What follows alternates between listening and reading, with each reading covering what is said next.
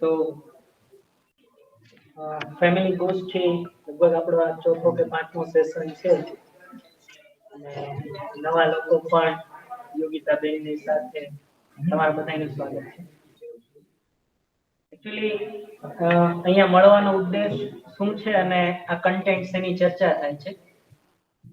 જોકે તમે લોકો થોડાક શું કહેવાય આ બધા એની સાથે તો ઘણું બધું કામ થયું છે એટલે બની શકે કે તમને શબ્દો અમુક પકડવામાં પેલું લાગે, પણ કોઈ ચિંતા ના કરતા. ક્યાંય પણ એવું લાગે તો પૂછી શકો છો તમે. એટલે એવી કોઈ અઘરી વાતો નહીં થાય કે હા સમજાશે. જીવન વિદ્યા બેઝિકલી આજે ચર્ચા ચાલે છે એને જીવન વિદ્યા કોન્સેપ્ટ કહેવાય છે.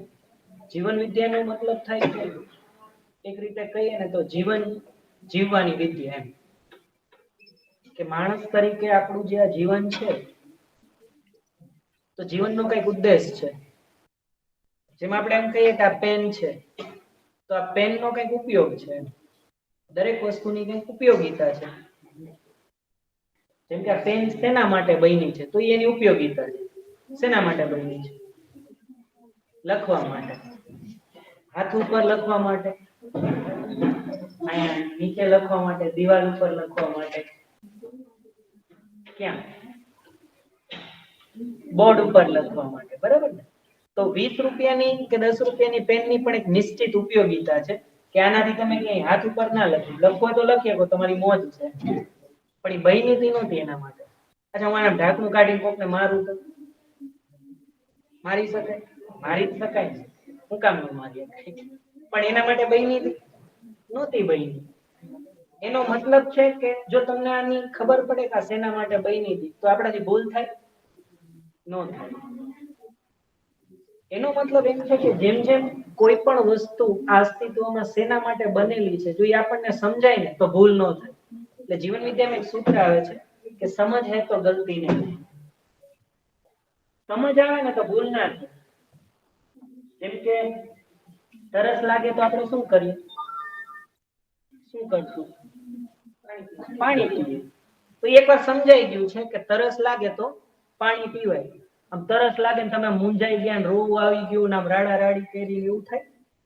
કેમ? ખબર છે. હા, પણ આવું કોને થાય? અથવા સાવ નાનું બાળક છે તમે જોજો, જેમ કે 2-5 મહિનાનું બાળક હશે, તેને ભૂખ લાગશે તોય રોશે, ઠંડી લાગશે તોય રોશે, પથારી ભીની કરે તોય રોશે, કંઈક વાગશે તોય રોશે. મતલબ એ રોઈને કંઈક વ્યક્ત કરવા માંગે છે કે મને મજા નથી.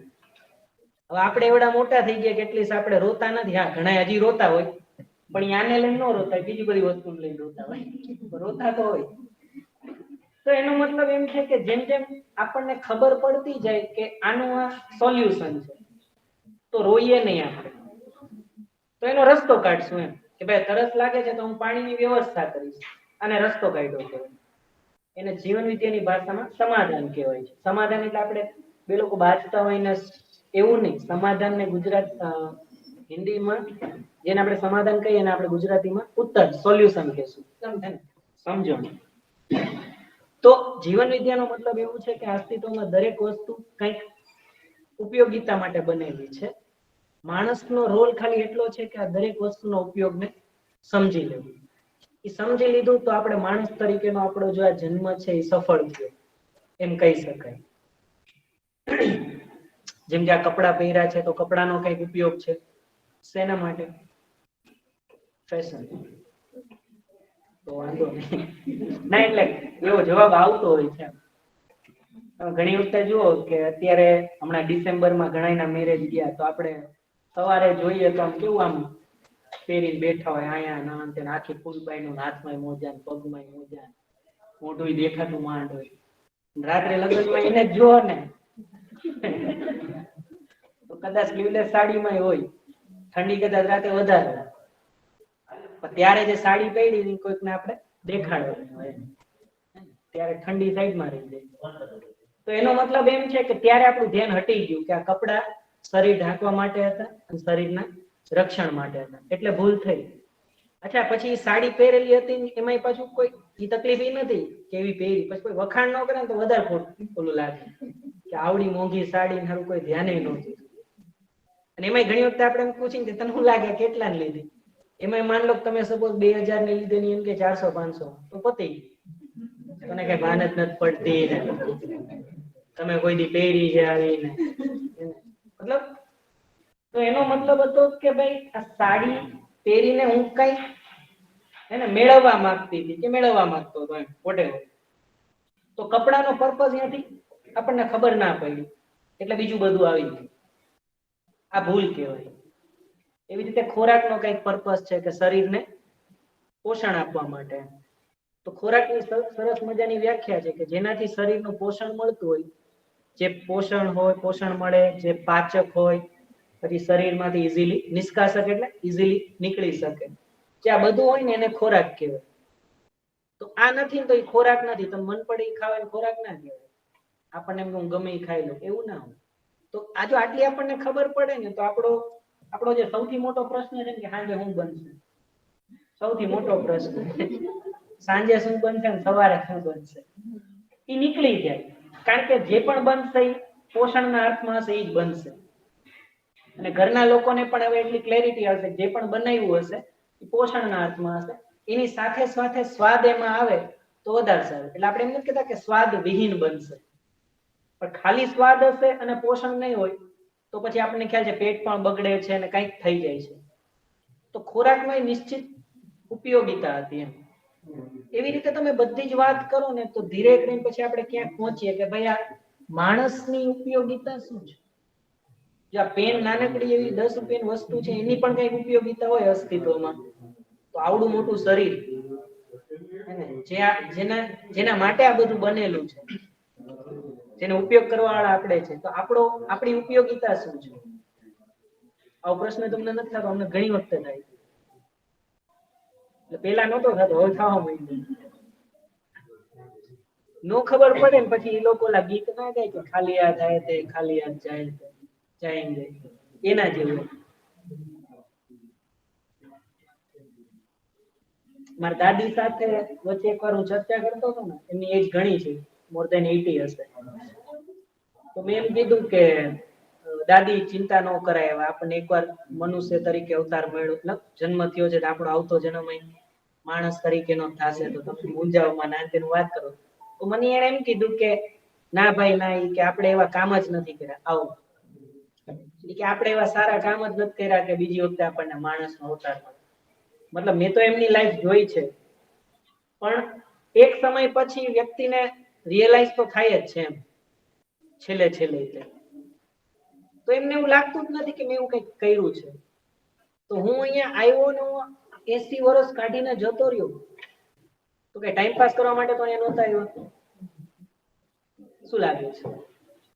તો જીવન વિદ્યા એવું આપણને કહેવા માંગે છે કે માણસ તરીકે આપણી શું ઉપયોગિતા છે, બરાબર?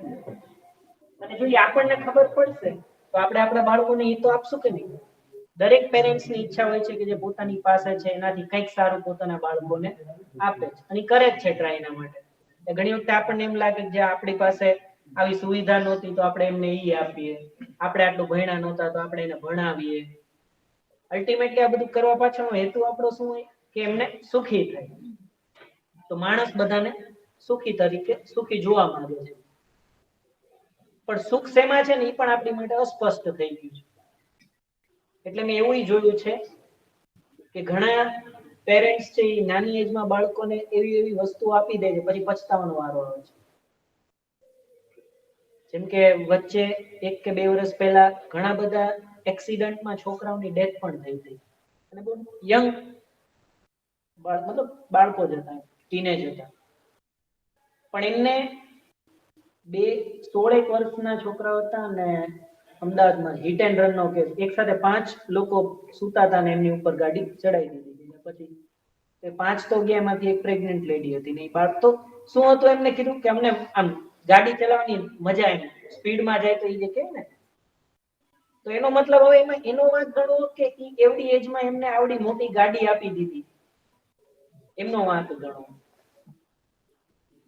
અથવા ખાલી વાંક ગણવા બેસવું તોય કઈ નહીં થાય. તો પેરેન્ટ્સ તરીકે તો એમને એમ લાગતું હતું કે એમના ગ્રુપમાં કોઈની પાસે ન હોય ને હું એવું એને આપી દઉં.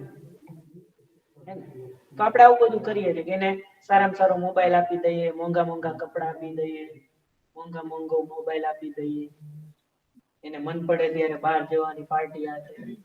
ખોટું છે એવું આપણે નથી કઈ કહેવા માંગતા, પણ શું આટલું જ પૂરતું હતું? એનાથી એમની લાઈફમાં આપણને શું કઈ બદલાવ દેખાય છે? આ બધા પ્રશ્નો હું જે પૂછું છું એ આપણે પોતાને પૂછવાની જરૂર છે કે આપણી અપેક્ષા શું છે. જો કે તમે ઘણા બધા નવા છે, નહીતર હું જે જૂના છે એમને એ પૂછવાનો હતો કે આવું બધું સાંભળવાની અપેક્ષા, મતલબ તમને હું ઈચ્છા શું કામ થાય છે કે હારું દર ગુરુવારે એના કોક બોલે ને આપણે સાંભળીએ? શું કામ હું સાંભળું કોઈને? અથવા અહીંયા આવું શું કામ? એમ આવો પ્રશ્ન ના થાય એના કરતા 1-1.5 કલાક નહીં કંઈક બીજું જ કરીએ. આવું થવું તો જોઈએ ને. કોઈ પણ ને હું શું કામ સાંભળું? આવું બધું જરૂર છે પોતાને પ્રશ્ન કરવાની. અત્યાર સુધી આપણે શું છે બીજા બધાને બહુ પ્રશ્ન કર્યા. તો કહેવાનો મારો મતલબ એ હતો, ખાસ નવા લોકો એ છે, કારણ કે બધી જ વસ્તુ કદાચ હું નહીં કવર કરી શકું, એટલું સમય નથી એમ. પણ તમે ધીરે ધીરે આવતા રહેશો તો ઘણું બધું કવર થતું જશે. ઓવરઓલ આપણે લોકો અહીંયા એ બધી ચર્ચા કરીએ છીએ કે માણસ છે તો આ માણસનું આ જે પ્રશ્ન છે ને આપણી માટે કે મારી ઉપયોગિતા શું છે એ નીકળી જાય તો મારા માટે ઉપયોગિતા શું, પછી આગળ વધશું તો આપણો પરિવાર આવે. તો બીજો પ્રશ્ન ઉભો થાય કે માણસની પરિવારમાં ઉપયોગિતા શું છે, એનાથી આગળ વધો તો સમાજ આવે.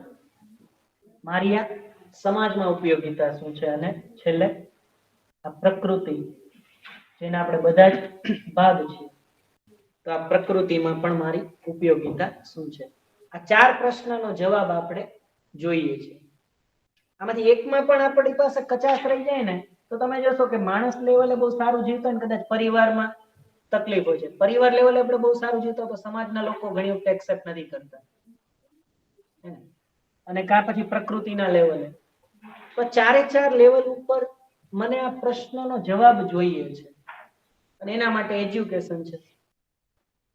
તો શિક્ષાનો મતલબ ખાલી એ નથી કે મેથ્સ આવડી જવું, સાયન્સ આવડી જવું, બાયોલોજી કે એટલું જ આવડી જવાનો મતલબ એજ્યુકેશન નથી.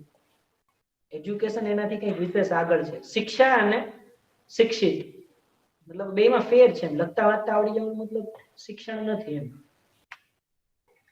તો બસ પહેલા તો મેઇન વાત આટલી કરવી હતી. હવે થોડાક હું આગળ વધું. તો જે લોકોને પારસભાઈએ કંઈક હોમવર્ક આપ્યું હતું થોડુંક એના બાજુ વિચારી, તમારો કોઈ પ્રશ્ન હોય તો ત્યાંથી લઈ આવે. પછી ચેતનાબેન એવું કહેતા હતા કે ભાઈ ગુસ્સાને લઈને કંઈક ચર્ચા થવાની જરૂર છે, બધા ગુસ્સાવાળા બહુ ભેગા થયા છે એવું કે અથવા ગુસ્સા બધાને બહુ આવે છે, અથવા ગુસ્સો શું છે, તો એના ઉપર થોડીક ચર્ચા આપણે કરશું.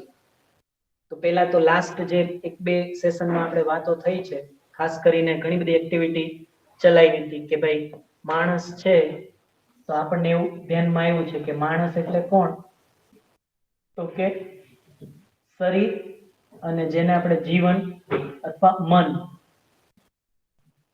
આ બંનેનું સંયુક્ત સ્વરૂપ છે. બરાબર? કેવી રીતે ખબર પડે? તો ભાઈ આપણી અંદર થોડી ઘણી ક્રિયાઓ કેવી હતી? શરીરને લગતી છે. થોડી ઘણી ક્રિયાઓ કેવી છે? જે મનને લગતી છે, અથવા આપણે એને જીવન નામ કોઈ પણ આપીએ. અત્યારે સમજવા પૂરતું. જેમ કે મારા શરીરમાં હું શ્વાસ લઉં છું, શ્વાસ છોડું છું, તો આ શરીરનો ભાગ છે, જે પ્યોરલી શરીરથી ચાલે છે, જેમાં આપણો કોઈ રોલ નથી. જેમ કે હું ખોરાક લઉં છું તો એનું પાચન થવું, પછી એમાંથી પ્રોટીન છૂટા પડવા કે લોહી બનવું કે, બરાબર ને, એ બધું શરીરનો ભાગ કહેવાય. પછી લોહીનું ફરવું આખા શરીરમાં, પછી હૃદયનું ધબકવું એ પણ શરીરનો પાર્ટ છે. મતલબ તમારે ધ્યાન રાખવું પડે છે કે હૃદય આમ બંધ થઈ ગયું, કેટલા ધબકારા થયા, ગણવું પડે. માનો તમને સોંપ્યું હોત તો તમે કદાચ હૃદયના ધબકારા ગણવા ગયા પછી ખબર પડી કિડનીમાં લોહી પહોંચતું બંધ થઈ ગયું, તો તમે પાછું પહોંચાડવાનું ચાલુ કર્યું, ખબર પડી કે શ્વાસ બંધ થઈ ગયા. તો પ્રકૃતિની વ્યવસ્થા કેટલી સરસ છે કે આપણાથી જેટલું થઈ શકે ને એટલું જ આપણને સોંપ્યું. એને ખબર કે આ નહીં સાચું, એટલે આપણને આપ્યું જ નથી. એટલા માટે મેડિકલ ની અંદર શરીરને એક વ્યવસ્થા કહેવાય કે શરીર પોતાનામાં એક સુંદર મજાની વ્યવસ્થા છે. જો આપણે એને સમજશું ને તો આપણે એને સારી રીતે ચાલવા દેશું એમ. આ કેવું છે કે ભાઈ પેટ્રોલ થી ચાલતી ગાડી હોય, હવે એમાં તમે કેરોસીન નાખો અને ડીઝલ નાખો પછી તમે કહો કે આ ગાડી હાલતી જ નથી, ચાલે? એનો મતલબ છે કે ગાડી શેના માટે બની હતી? પેટ્રોલ થી ચાલવા માટે. તો તમે જો એને એવું આપો તો એ રીતે ચાલશે. એમાં શરીર છે એ પણ એક પ્રકારની ગાડી આપણને શરીર યાત્રામાં મળેલી છે. તો તમે આમાં મન પડી નાખી જાઓ પછી કોઈ હરખી હાલતી જ નથી, તો ન હાલે, ન હાલે. બરાબર ને? લોકો મેં એવાય જોયા છે, હું ઘણી વખતે વાંચતો હતો તો કાશ્મીર સાઈડ એક હુંઝા વેલી કરી જગ્યા છે, ત્યાંના લોકો તમે જો ને તો 80-90 વર્ષના 50 વર્ષના હોય એવા લાગે, અને ઓછામાં ઓછું 100 વર્ષનું આયુષ્ય હોય. આપણે 60-70 આવ એવા થઈ ગયા હોય. તો કહેવાનો મતલબ કે એવું નથી કે શરીરનું આયુષ્ય નથી હોતું, ઘણો બધો એમાં ભાગ હોય છે, પણ આપણને આ શરીર શેના માટે મળ્યું છે ખબર નથી પડતી. એટલે આપણે જેમ કે રિટાયર મારી વાત થતી હતી તો લાસ્ટ ટાઈમ મને એને એવું પૂછ્યું કે પેલું શરીરને જીવન આવતું હતું, કે આપણે કે જીવન બાજુ શું ધ્યાન જ નથી દીધું, આપણે બધું શરીર માટે જ કર્યું, બીજું હરખું શરીર માટે નથી કરતા. કારણ કે શરીર માટે કરતા હોત તો શરીરે કઈ ખારા હોત ને. મતલબ કઈ જાય છે એમ, પણ ધ્યાન આપીને નથી કરતા. જેમ મેં કીધું પેન નો ઉપયોગ કંઈક છે કે લખવા માટે બોર્ડ ઉપર, તો પછી ગમે એમ નહીં કરીએ આપણે. તો એવી રીતે આ શરીરમાં ચાલતી કોઈ ક્રિયા છે જેની આપણે માણસ જવાબદારી નથી સ્વીકારતો.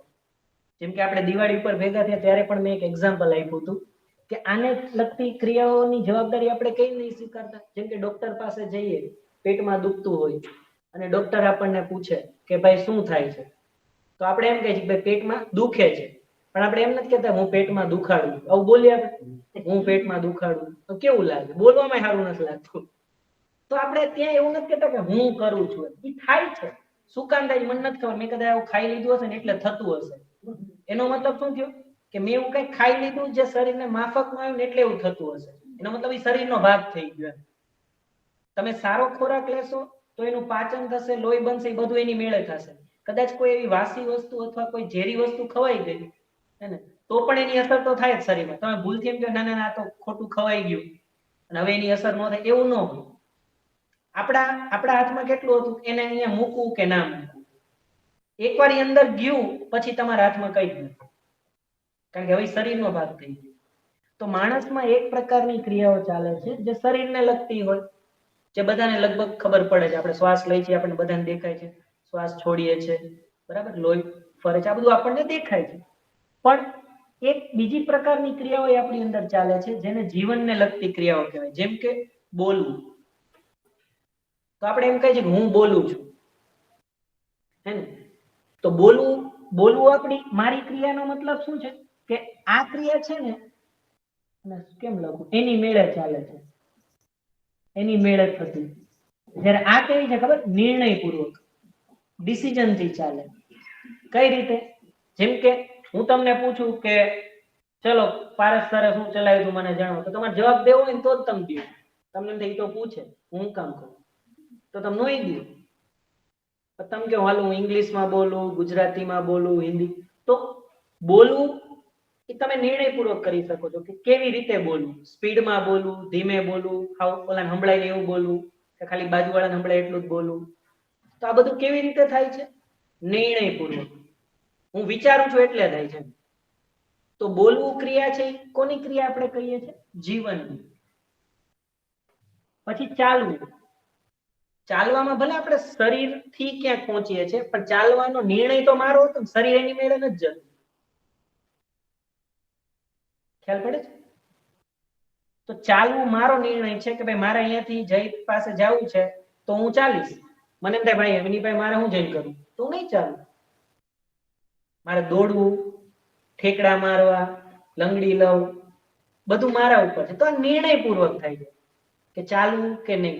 ખાવું અગેન જીવનની ક્રિયા છે, કારણ કે થાળીમાં બધું પડેલું એવું ન હાથ ગમે ત્યાં પડી જાય. પેલા એકવાર આપણે જોઈ તો છે, પછી નક્કી થાય કે આ લઉં કે આ લઉં. શરીર એની મેળે કઈ કરતું જ નથી. ખ્યાલ પડે? કારણ કે જો શરીર એની મેળે કરતો તો તમારો હાથ ગમે એને લાફા મારી આવે કઈક થઈ જાય. તમે એમ કહો હું કઈ થોડો કરતો હતો, તમારો હાથ હતો એમાં. એવું કરીએ આપણે? આવું મને થતું, મને આમ ક્રિકેટ ની છે ને, એટલે હું આમ એટલે માર્કેટમાં જાઉં આમ આમ કરતો ત્યારે એક બે વાર એવું થયું, કોકને મળી જાય.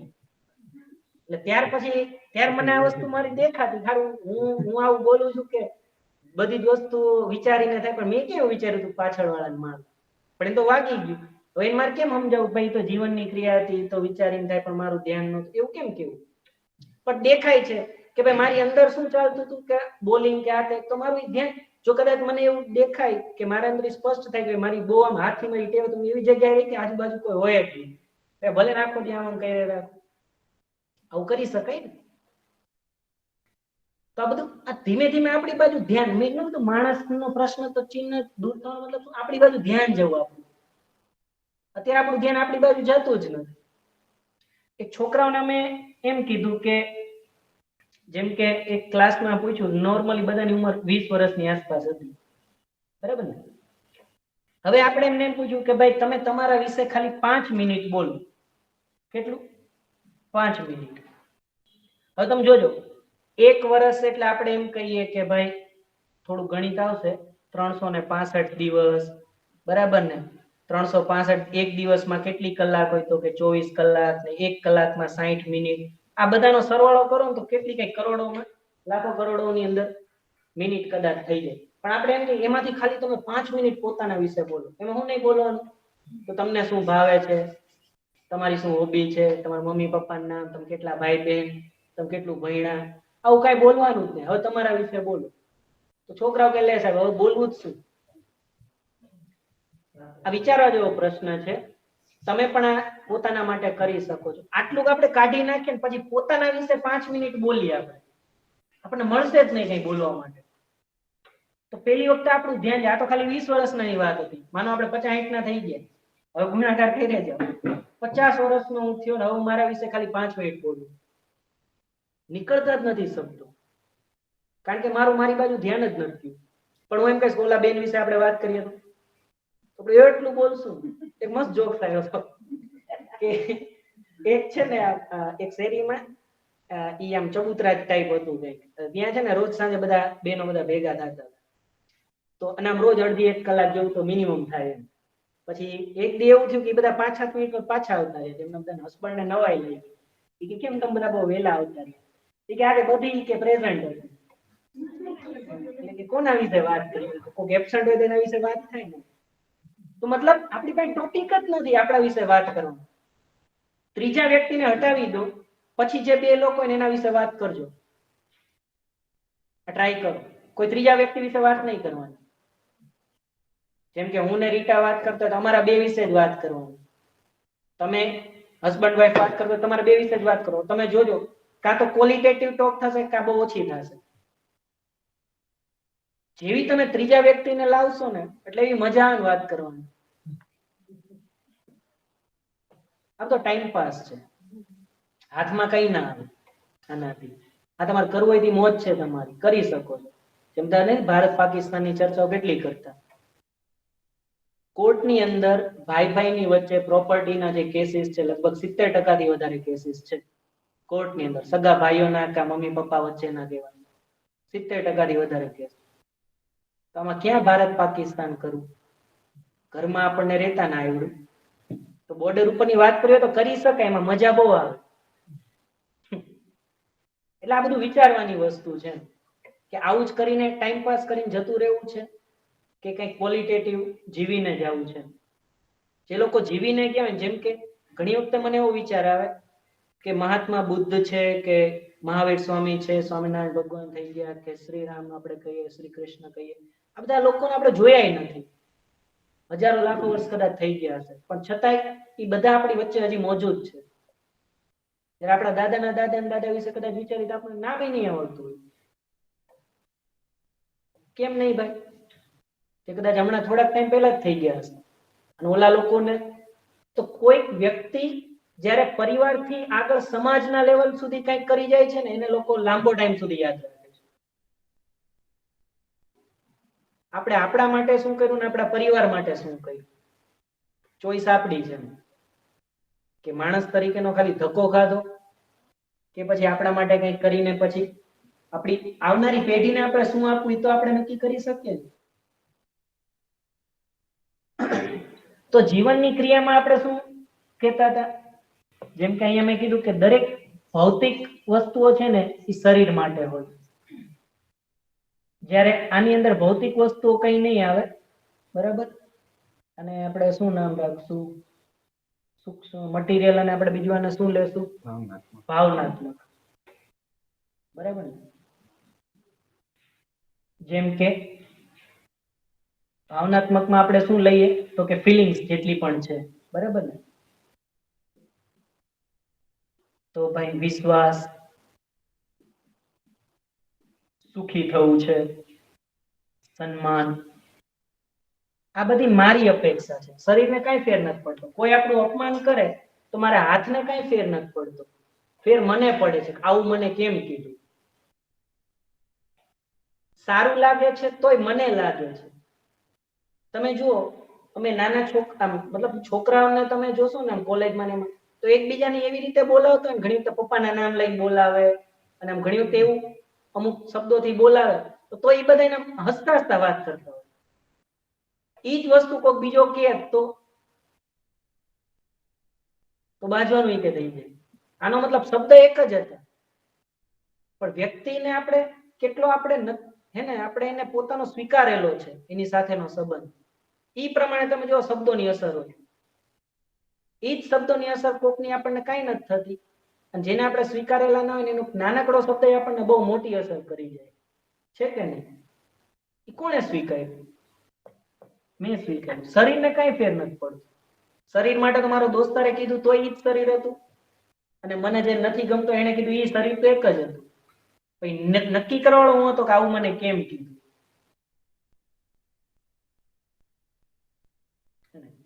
તો એવું આપણે ચર્ચાઓ કરી ગયા. અત્યારે કદાચ તમને થોડુંક એવું લાગશે, પણ જે કરી ગયા છે હું એમને એમનું હોમવર્ક યાદ અપાવું છું કે શરીરને લગતી ક્રિયાઓ અને જીવનને લગતી ક્રિયાઓ બે અલગ અલગ છે. શું આપણને દેખાય છે? પહેલા તો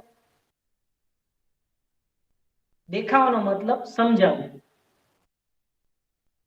તો જેમ કે મારી અંદર એક વિચાર ચાલે છે, આવું તો આપણને દેખાય છે કે નહીં? કે હું કન્ટિન્યુઅસલી વિચાર કરું છું, હું મારું શરીર ચાલે છે, તો આપણને બધી વસ્તુ દેખાય છે. તો દેખાય છે તો સમજાય છે.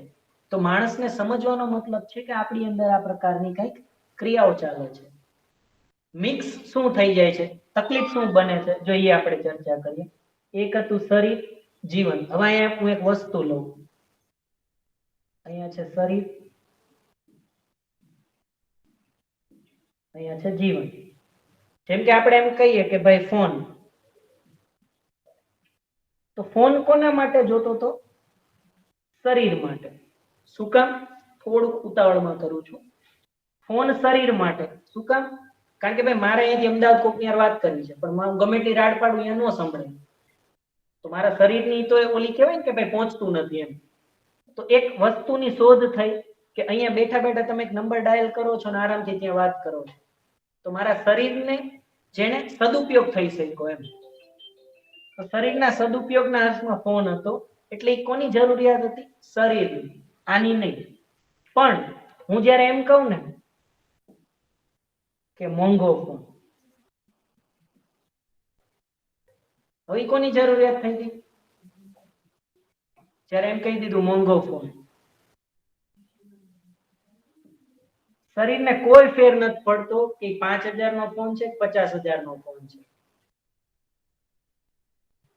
શરીર 5,000 ના ફોન થી પણ વાત જ થાય છે, અને 50,000 ના ફોન થી પણ વાત જ થાય છે. મારે મારી વાત જ ખાલી પહોંચાડવી છે, એના માટે ફોન કરું છું. પણ આ મોંઘો ફોન જ્યારે હું બોલું છું ને, ત્યારે હું શું કહેવા માંગુ છું? સ્ટેટસ,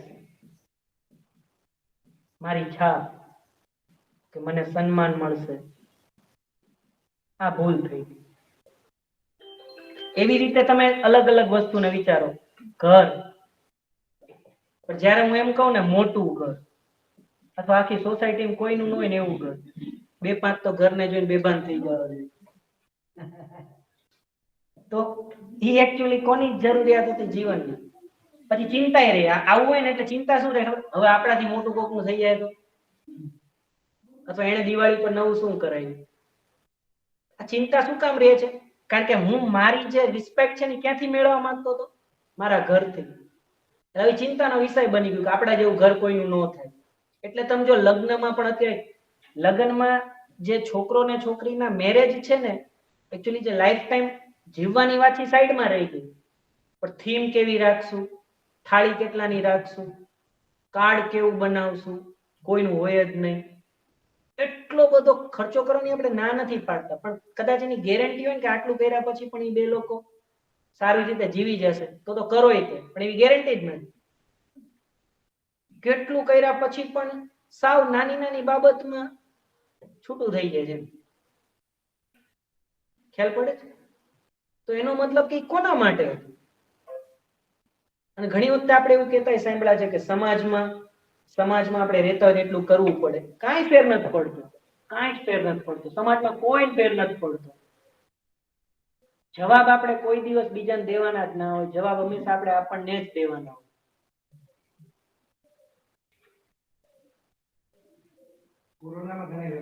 કોરોનામાં કેટલાય ઘર મેળે એટલા સારી રીતે લગ્ન કરી લીધા, ત્યારે આપણને ખબર પડી સારું આપણે પચામાય નહોતા આવતા. ઘણી વખતે આવતા હતા તો જવાની ઓલી નહોતા. ત્યારે ખરા અર્થમાં આપણને એ ખબર પડે કે જો મને એવું લાગે કે જેમ કે આપણે નવું ઘર લેવું હોય તો આપણે કેટલું બધું આમ સર્વે કરીએ, એરિયા કેવો છે ને એને એની ડિઝાઇન કેવી બનશે ને અહીંયા શું કહેવાય કિચન રાખશું, કિચનમાં આમ કરશું તેમ કરશું, અથવા એનું ફર્નિચરમાં કલર આવો છે ને એની ઓલું મેચ થાય, જાત જાતનું કેટલું મેચિંગ કરે, હદ બહારનું. અને એક વ્યક્તિ સાથે આખી લાઈફ કાઢવાની છે, એના માટે કાંઈ જ નહીં. હા, ખાલી એટલું નક્કી કરે પાર્લર કેવું હશે, કોને બોલાવશું, એને મહેંદી કેવી હશે, કપડાના મેચિંગ બે કરશે, પણ વિચારોના મેચિંગ ઈ ખબર નહીં. તો જરૂરી કપડાનું મેચિંગ હતું કે ઓલું મેચિંગ હતું? સમજાય છે? તો ક્યાંક ભૂલ થઈ જાય છે.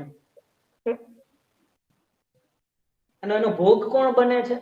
હંમેશા એટલું જ કહેવામાં આવે છે કે મોટા લોકોનો ભોગ જ બાળકો બને છે.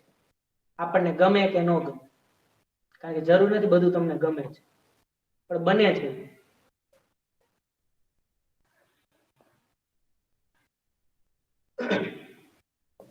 તો કહેવાનો મતલબ એટલે પારસભાઈ બહુ સરસ રીતે બધી વસ્તુઓને લીધી હતી કે ભાઈ ક્યાંક આપણે જીવન અને શરીરની રિક્વાયરમેન્ટ અલગ અલગ છે, તો બેને અલગ અલગ પૂરી કરવી જ પડશે. જેમ કે ભાઈ મને ભૂખ લાગે, મને બહુ ભૂખ લાગી, હું ઘરે જાઉં રિટર્ન કહું ભૂખ લાગી, એ એમ કે હું તમને બહુ પ્રેમ કરું, તો હું કહું મને ખબર છે પણ અત્યારે મને ભૂખ લાગી. કે ના ના તમે સમજતા નથી, હું તમને બહુ પ્રેમ કરું. મારી રિક્વાયરમેન્ટ કોની હતી? ભૂખ લાગે છે એનો મતલબ મારા શરીરથી હું કંઈક એક્સપેક્ટ કરું છું. ઈ મને શું કહે છે કે ના ના હું તમને બહુ જ પ્રેમ કરું છું. હું ત્રીજી વાર કહું પણ મને બધી ખબર છે પણ અત્યારે તો મને ખાવા દે છે, મને બહુ ભૂખ લાગી. એમ થાળીનો ઘા કરીને આપે, તમને પ્રેમ કઈ હોય જ નહીં, લ્યો ખાવ. હવે ભૂખ ભૂખ બધું ગાયબ થઈ ગયું. આવું થાય કે ન થાય? શું લાગે? તમે એમ કોઈક દોસ્તારના ઘરે જાઓ ને એમને ખીર બનાવી હોય, તમે એકવાર ખાધી પછી તમે કહો કે હજી સારી થઈ છે, બીજી વાર તમે માંગી તમે કહો ના બહુ મજા આવી, ત્રીજી વાર આવી. ભાઈ હળવે કરીને રસોડામાં જવા કોઈ દી ખીર જોઈ નથી લાગી. હવે ખીર ભાવે? ખીર તો એની જ હતી. આનો મતલબ શું છે? શું કામ નહીં ભાવે? શું કામ નહીં ભાવે? શું કામ નહીં? ભાવ નો મળ્યો ને તો ખીર સાઈડમાં રહી ગઈ. પછી તમે કહો ગમે એટલા મોંઘા કાજુ નાખ્યા, કાંઈ ફેર ન પડે, કાજુ કડવા લાગે. ભાવ એટલો મેટર કરે માણસને. તો આપણે એમ નથી કહેતા ખીર નહીં ખાવાની. તો મને ખાલી ખોરાક નથી જોઈતો, મને પ્રેમપૂર્વક ખોરાક જોઈએ છે. માણસને ખાલી ભોજન નથી જોઈતું, સન્માનપૂર્વક પ્રેમપૂર્વક જોઈએ છે. એની જ સામે તમે કદાચ એવું જોશો કે એક મિત્રને ત્યાં ગયા, કદાચ એની પાસે વસ્તુ ભલે એટલી નહોતી પણ એનો ભાવ હશે ને તોય તમને વધારે મજા આવશે, તમને બીજી વાર જાવું ગમશે એમ. પણ ક્યાંક જઈને તમને તમે નાના છો જો એવી ફિલિંગ આવે ને તો તમે બીજી વાર અહીંયા જવાની ટ્રાય ક્યારે કરશો જ નહીં. આવું આપણે થાય છે કે નહીં? તો એનો મતલબ શું થયો કે જ્યાં મારી ફક્ત આ જ જરૂરિયાત પૂરી થતી હોય ને આ ન થતી હોય ને તો મૂંઝારો થાય માણસને. તો છોકરા સાથે તકલીફ આપણી જ થાય કે આપણે મેક્સિમમ આ જ ટ્રાય કરીએ છીએ પૂરી કરવાની. ઘણા પેરેન્ટ્સ આવીને અમને એમ કહેતા સાહેબ એના માટે અમે એટલું કર્યું, એટલે આપણે પૂછી કેટલું કર્યું, એટલે કે એને મોંઘો મોંઘો મોબાઈલ લઈ દીધો, પિક્ચર જોવા ગમે ત્યાં જવા દે, નવા કપડા લઈ દે, તો એ બધું શું કર્યું એને? પછી આપણે એમ કે તમે એની ભેગા બેસીને રહીમાં ક્યારે, તમે એની ક્યારે વાત કરી? છોકરાઓ કે છે અમને કે સર મારા મમ્મી પપ્પા બે નોકરી કરે છે, તો એ કે મમ્મી કે સાંજે આવીને શું કહેવાય એની કામ કરવા લાગી જાય, પપ્પા કે ન્યૂઝ જોવા બેસી જાય, તો કે સાંજે આવ્યા પછી અમારી માટે ટાઈમ નથી એમ. કે કોક તો જોઈએ ને અમારે વાત કરવા માટે. આવું છોકરીઓ બોલે છે કે અમારે શું કરવાનું? તો એકચ્યુઅલી હવે મમ્મી પપ્પાને પૂછો એમ કે અમે તો કોના માટે કરી? જવાબ એવો જોઈએ આપણે એમ જ કહીએ હું તો મારા પરિવાર માટે કરું છું. પરિવાર સાથે મળીને તો કઈ થતું જ નથી. તો છોકરાઓને ખાલી એટલું જ ન પહોંચતું હોય કે તમે આ જ કરો છો, એને આ નહીં મળે ને તો એક સમય પછી તમારી પાસે પણ બેસવાનું, ઉઠવાનું, બોલવાનું બંધ થઈ જશે. અત્યારે 17-18 વર્ષના છોકરાનું થવા માંડ્યું છે, મમ્મી પપ્પાને ઇગ્નોર કરી દીધા. એવું થાય ને પછી અચાનક ધ્યાન જાય. લોલા લોકો પછી એમ કે જો આ ટીવી જોવાનું ચાલુ કર્યું ને એટલે બગડી ગયું. અચાનક ટીવી ચાલુ કર્યું જોઈને બગડી ગયું, મોબાઈલ ના કારણે બગડી ગયા. અચાનક બગડી ગયું કે આવડી લાંબી પ્રોસેસ ચાલી 18 વર્ષની. ત્યારે એને આ વસ્તુ જોઈએ છે. જેમ કે મારો સન રોવે છે કે ભાઈ એને ખોરાક કઈ જોશે, પણ એની સાથે સાથે એને શું જોશે? પ્રેમય જોશે. આ હશે તો આની સમજી શકશે. પણ હું આ નહીં આપું, ખાલી આ આપે જાય તો આ એને પહોંચશે જ નહીં. પછી આ બહારથી લેવાની ટ્રાય કરશે, એ આપણને ગમતું નથી. પછી આપણું ધ્યાન જાય એટલે આવું છોકરાઓ જો બગડી ગયા. કાંઈ બગડ્યા નથી, આપણે આપણાથી કચાશ રહી ગઈ. કારણ કે આપણું ધ્યાન કદાચ આના ઉપર જ હતું. એમાં આપણો વાંક રહી ગયો એવું આપણે નથી કહેતા, કદાચ આપણે આ બાજુને હજી એટલું સારી રીતે સમજ્યા જ નહોતા એમ, અથવા આપણી સાથે આવી કોઈ આપણા મમ્મી પપ્પાએ ચર્ચા નહોતી કરી, કારણ કે એની પાસે એટલું ખબર નહોતું. તો એનો મતલબ એમ છે કે જેને જેટલું હતું એટલું જ એને આવ્યું. એટલે બહુ સુંદર મજાનું સૂત્ર છે કે જો જિસકે પાસ હૈ વો ઉસસે બાંટેગા. મતલબ જેની પાસે જે છે એ આપશે. તો સુખી માણસ હશે એ સુખ આપશે. જે કન્ફ્યુઝડ વ્યક્તિ હશે, જે હંમેશા નકરા રોતા જ રહેતા હોય, સમજો અમુક માણસો પાસે જાવ નકરું રોતા જ, ગમે એટલું સારું હોય તો કઈ ન દેખાય. અને એક વ્યક્તિ હોય છે જે હંમેશા સમાજ સોલ્યુશન ની વાત કરતા હોય, હવે આ બરાબર છે આથી, પણ હવે શું કરશું આમાં આપણે? બંને રીતના હોય છે. તો આપણે એ નક્કી કરવાનું છે કે ભાઈ મારે મારા પરિવાર લેવલે મારી હે ને, કારણ કે લેડીઝ છે ને તો એને જીવન વિદ્યામાં એવું કહેવાય છે કે પરિવારમાં જે કહેવાય ને કે ભાઈ અગત્યનો રોલ કોનો હોય, તો એક લેડીઝ નો રોલ વધારે છે. જેન્ટ્સ નોર્મલી શું હોય કે સમાજના લેવલથી જોતા હોય એમ, એટલે વધારે પડતું એનું ફોકસ બહાર હોય છે. જ્યારે સ્ત્રીને પરિવાર પોતાનું લાગતું, ઘર પોતાનું, અને એમાંય રસોડું વધારે એવી રીતે. તો આપણે સમજવાની જરૂર છે કે ભાઈ પરિવાર હું કઈ રીતે સારી રીતે ચલાવી શકું. પણ એ ધ્યાન ક્યારે જશે? જ્યારે હું પેલા મને સમજીશ કે ભાઈ મારા શરીરની જીવનની બંને જરૂરિયાત પૂરી થાય મને ગમે. જેમ કે મને કોઈ કે આવી રીતે બોલ્યો તો ન ગમે, તો એનો મતલબ છે કે બીજો માણસ છે, તરત એ જ વસ્તુ બીજા પ્રત્યે પકડે ને આપણને. આપણે ઊંધું કરીએ, આપણે શું કરીએ ખબર? પોતાના પ્રત્યે બહુ સારા રહે, ગમે એટલી ભૂલ થાય તો આપણે એમ વિચારીએ હું ભૂલ કરવા નહોતો માંગતો, થઈ ગયું. એટલે પોતાના પ્રત્યે આપણે ગમે એટલા હોય ને ઓલા એક્સક્યુઝ આપીએ, આમ કરવાની ઈચ્છા તો નથી પણ થઈ ગયું. જ્યારે બીજો નાનકડી ભૂલ કરે ને તો આપણા માથે ચડી જાય, એને એવું કેમ કરી નાખ્યું, એનાથી એવું થઈ જ ન શકે. તો ઊંધું કરવાની જરૂર છે, પોતાના પ્રત્યે થોડુંક કડક થવાની જરૂર છે, અને બીજાના પ્રત્યે થોડુંક નરમ રહેવાની જરૂર છે. કે થઈ શકે ભાઈ એ પણ માણસ છે, એને ધ્યાન નહોતું એટલે ભૂલ થઈ ગઈ. આવી રીતે જેમ જેમ કરતા જશું તો વ્યવહારની અંદર પોતાના આચરણમાં તમને જોશો ને તો ઘણી બધી સ્ટેબિલિટી દેખાશે, ઘણું બધું આમ તમને સારું દેખાશે. કારણ કે સામેવાળો માણસ છે ને તમારી વાતને કદાચ નકારી શકે પણ તમારા વ્યવહારને ન નકારી શકે. હું રાડો નાખીને એમ કહું કે ચૂપ થાવ તો ન હાલે, તો એ સામેવાળાની પહોંચે તો છે જ ને. અને ઘણી વખતે આપણે બોલ્યા ન હોય તો આપણો ભાવ તો પહોંચતો જ હોય. બધી વખતે બોલવું જરૂરી નથી હોતું. ઘણી વખતે આપણે હાવ કઈ ન બોલીને કેટલું કહી જતા હોય, બધાને ખબર પડતી જ હોય. મારો સન સાવ નાનો છે પણ છતાં એની સામે અમે એવી રીતે જોઈએ ને તો એને ખબર પડી જાય કે પપ્પા આમ ખીજાવાની દ્રષ્ટિથી જોવે છે કે શું કરે. બાકી એને કોઈ હજી એને બોલતા સરખું નથી આવડતું પણ તો એને ખબર પડી જાય એમ કે મારા મમ્મી પપ્પા મારી પ્રત્યે કેવી રીતે. તો ભાવ કોઈ દિવસ કોઈને ખબર પડવાની જરૂર નથી, એ પહોંચી જ જાય એમ. એ તો એની તાકાત છે. પણ એ જે આ પેન તમને દેખાય ને તે દેખાશે નહીં, એ સીધો સમજમાં આવે. વિશ્વાસ જેમ હું તમારી સાથે વિશ્વાસથી જીવું છું તો વિશ્વાસ ક્યાંય દેખાય નહીં આપણને, પણ એ ખબર પડી જાય કે જો આને આ મારા ઉપર શંકા કરે છે, આને મારા ઉપર વિશ્વાસ નથી. તો માણસ તરીકે આપણું કામ એટલું છે કે આપણે જીવન અને શરીર બંને અલગ અલગ છે એ જો આપણને દેખાય ને તો આનું આઉટકમ શું આવશે કે આપણે વ્યવસ્થિત રીતે જોઈ શકશું. ભાઈ આ શર્ટ મેં જે પહેર્યો છે તો કાલ તમે મને શર્ટ પહેરીને કહો સાહેબ તમે બહુ સારા લાગો, હું 2-5 વાર અરીસામાં જોયા જાવ ખાલી હું સારો લાગુ છું કે નહીં.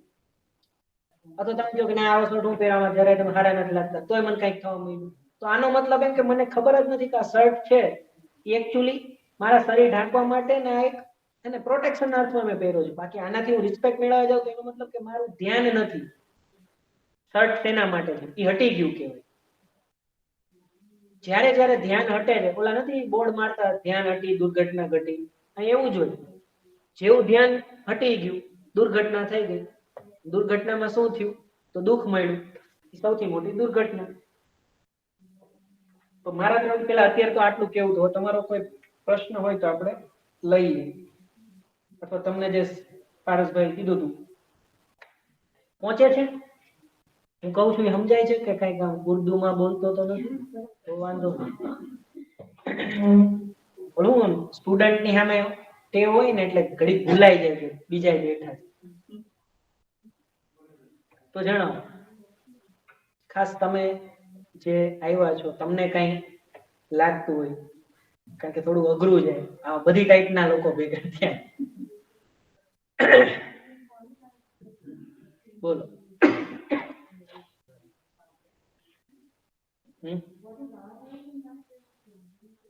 શું લાગે હવે દેખાય છે કે આપણે શું કામ આ વસ્તુને સાંભળવાની જરૂર છે. નાગરાજજી એવું કહેતા કે જેને બધું જ સમજાઈ ગયું છે એક તો એને જરૂર નથી એમ. મતલબ તો જરૂર નથી કે મારી પાસે બધી વસ્તુના જવાબ છે તો મારે જરૂર નથી. અને જવાબ છે એનો મતલબ શું, હું એવું જીવું છું. પણ જો મારી પાસે એક પ્રશ્ન છે હજી મારી લાઈફમાં આવું શું કામ થયું અથવા આવું કેમ થાય છે, આવું નહોતું થવાની જરૂર, તો એનો મતલબ એમ કે હજી મારે સમજવાનું બાકી છે. એટલે સમજવાને ઉંમરને કાંઈ જ લાગુ નથી પડતું.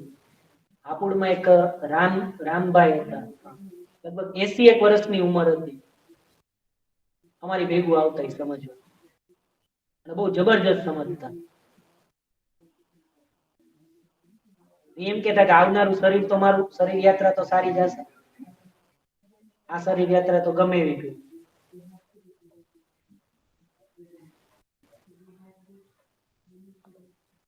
પેરેન્ટ્સ તરીકે જ્યારે કોઈ વસ્તુને સાંભળશો ને તો પહોંચશે. નહીં તો હું ઘણી વખતે ઈ છૂટી જાય ને તોય આપણને નથી પકડાતું એમ. તો બોલો અહીંયા કઈ પ્રશ્ન હોય તો કોઈને, બીજા કોઈનામાં કઈ એડ કરવું.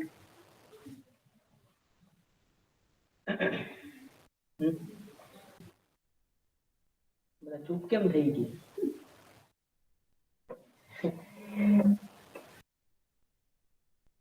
નથી ગમતું કેજો એવું કઈ. કહીશ તો તોય આવું છે. બોલો.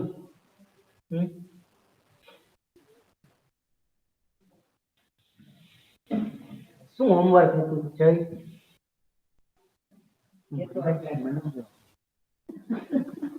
આ કોઈ સ્ટુડન્ટ બધા આપણે આઈ થિંક ગઈ વખતે જે ચર્ચા કરી એમાં આપણે એવું નક્કી કર્યું હતું કે આપણે જે એક વીકમાં જેટલી પણ એક્ટિવિટી કરીએ એક્ટિવિટીમાં શરીરનો કેટલો રોલ છે પ્યોર, પછી પ્યોર જીવનનો કેટલો રોલ છે અને બે ભેગા થઈને કેટલું કરે એ ઓબ્ઝર્વ કરવાની ટ્રાય કરવાની હતી એક વીકમાં. તો એમાં જેટલું કોઈ ઓબ્ઝર્વેશન કર્યું હોય તો એ અહીંયા લખાઈ શકે. હા, તમે એવું બોલી શકો તો સારું રહેશે. કેમ કે આવું કીધું હે, શરીર એક છે જીવન અને શરીર પ્લસ જીવન. જીવન કહું છું એટલે બીજું અત્યારે મન સમજો.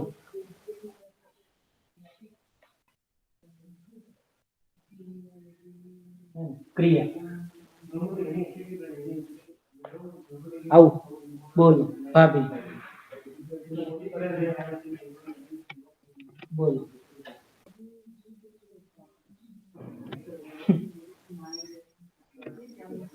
આને તે કીધું તું પૂછજો.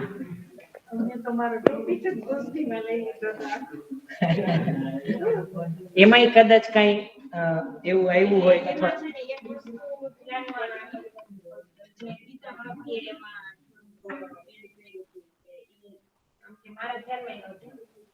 આપણે ઘણી વાર એવું ક્યારેક વસ્તુ એટલી ઇમ્પોર્ટન્ટ ગણી નાખતા હોઈએ ને કે જે આપણા શરીર માટે પણ ઉપયોગી ના હોય અને જીવન માટે પણ ઉપયોગી ના હોય. જેમ કે આપણે કહીએ છીએ કે શ્વસન કરીએ છીએ, ચાલવું, ખાવું, પીવું, તો એ શરીર માટે થાય છે અને જીવન માટે જે આપણે લાગણીઓ, જે ફિલિંગ્સ ની વાત કરી હતી એ જીવન માટે હોય છે. પણ આજે તમે અત્યારે ફોન ની ને ઘરની ને વાત કરી ઈ એકચ્યુઅલમાં જોતા શરીર માટે પણ નથી અને જીવન માટે પણ આમ જોતા નથી. કે ઈ એક વસ્તુના રૂપમાં જ છે એમ. તો ઈ એક આપણે એના માટે એમ કે ભૌતિક વસ્તુને લઈને ઘણું આપણે એના ઉપર ફોકસ કરતા હોઈએ છીએ. ત્યાંથી સુવિધા ને એને થોડુંક વધારે આપણે જોતા હોઈએ. એટલે ઈ છે ને ટોપિક એક વાર થોડોક આપણે લીધું. જો સુવિધા છે ને, બેઝિકલી સુવિધાની વ્યાખ્યા એવી છે, ફેસિલિટી કહેવાય કોને. તો ફેસિલિટી નો મતલબ હંમેશા સુવિધા છે એકચ્યુઅલી શરીરના અર્થમાં હોય. શરીરના પોષણ, રક્ષણ અને સદુપયોગ. જે વસ્તુ આ ત્રણ કરી શકે ને એને સુવિધા કહેવાય. અને જો એ સુવિધા છે તો મારા શરીરના અર્થમાં છે. આ ખુરશી છે તો ભાઈ હું લાંબો ટાઈમ સુધી સારી રીતે બેસી શકું એના માટે બનેલી છે, બરાબર ને? તો મારા શરીરના સદુપયોગના અર્થમાં બનેલી છે. તો આપણે ખુરશીને સુવિધા કહી શકીએ. આ એટલા માટે જરૂરી છે કે સુવિધા એટલે ઘણી વખત આપણને મોંઘી ગાડી જ દેખાતી હોય, 1 લાખનો મોબાઈલ જ દેખાતો હોય. બીજી વસ્તુ ખોરાક લઈએ છીએ એ પણ સુવિધા કહેવાય, કારણ કે ખોરાકથી શું થાય છે? ઘરને સુવિધા કહેવાય, કારણ કે ઘરથી શરીરનું શું થાય છે? રક્ષણ કહેવાય. એવી રીતે મોબાઈલ પણ સુવિધા છે, કારણ કે મોબાઈલ છે એ શરીરના, મેં કીધું ને, સદુપયોગના. હું અહીંથી રાડ પાડું તો અમદાવાદ ના સંભળાય, તમારે એવું કામ છે તો જરૂરી છે. પણ એ હમણાં લઉં છું કે બધા માટે જરૂરી છે કે નહીં. તો જે વસ્તુ આના અર્થમાં હોય ને એને તમે સુવિધા કહી શકો. સુવિધા છે તો એ શરીરનો પાર્ટ થઈ ગયો. શરીરનો પાર્ટ મતલબ શરીર માટે જરૂરી થઈ ગયું એમ, બરાબર? ભૂલ શું થાય છે કે ફોન બરાબર હતો પણ જયારે અહીંયા આવી ગયા ને એ તકલીફ થઈ ગઈ કે આ જ કંપનીનો અથવા આટલા રૂપિયાનો છે, ઈ તકલીફ પડી. પછી કેવું થયું ખબર? માનો તમારી પાસે 1 લાખનો ફોન છે, તમે એવી કોઈ જગ્યાએ, એવી કોઈ સ્થિતિમાં મુકાઈ ગયા કે અહીંયા ફોન જ નથી હાલતો, તો શું કરવાની 1 લાખના ફોન? તો તમને ફેંકવાનું મન થાય, તમે ફેંકો. જેમ કે પેન છે, પેનનો પ્યોરલી પર્પસ શું હતો? લખવા માટે. તમે એમાં હીરા જડાવવાનું, સોનાની કરાવી, કંઈક કર્યું અને અગત્યની ઓલી આવીને એમાં તમારે લખવા માટે જરૂર હતી, ક્યાંય આજુબાજુ પેન જ નહોતી, તમારી પાસે એક જ હતી, ઈ હાલતી. ત્યારે તમને અચાનક એવું થાય કે આ ચાલે નહીં તો પેન શું કામ?